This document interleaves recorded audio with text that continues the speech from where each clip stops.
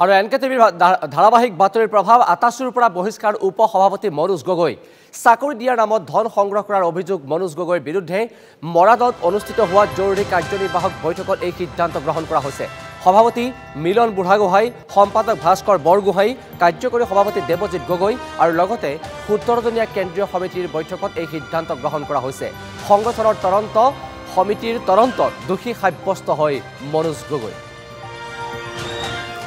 আমি পুনৰবাৰ জনাইছোঁ যে আতাচুৰ পৰা শেহতীয়াকৈ বহিষ্কাৰ কৰা হৈছে মনোজ গগৈক আৰু মনোজ গগৈৰ দুৰ্নীতিৰ তথ্য দীৰ্ঘদিন ধৰি ব্যাপক চৰ্চা অব্যাহত আছিল আৰু সমগ্ৰ খবৰটো এনকেটিভিত ধাৰাবাহিকভাৱে সম্প্ৰচাৰ হৈছিল আৰু অৱশেষত দেখা পোৱা গ'ল যে আতাচুৰ পৰা বহিষ্কাৰ কৰা হৈছে উপ সভাপতি মনোজ গগৈক।